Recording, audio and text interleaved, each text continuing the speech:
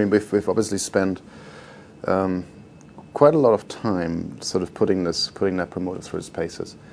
And we really had to do this because we saw that there was not very much experience in our industry. I mean, we are, as far as we know, one of the first or the only ones doing this in our industry.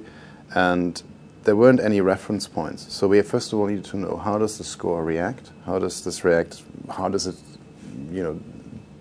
how does it differ between different markets? So how do we, can we see any global patterns? Are there any benchmarks inside our industry?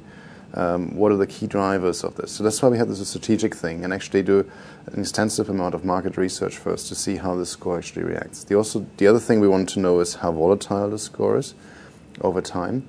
And so we needed to first of all find out, does this work for our industry? Does this work for a heavy industry company?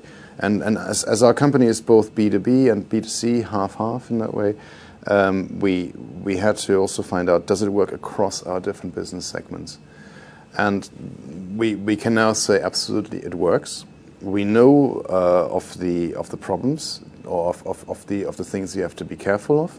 So we know not to compare markets, we know not to compare countries, because scores can be very, very different, even within the same countries and within different client groups. There are huge differences.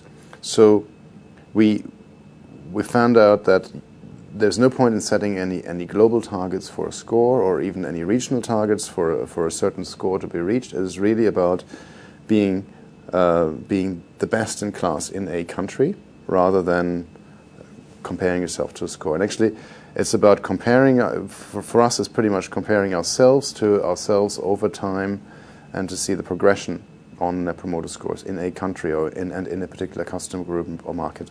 And that was the first learning.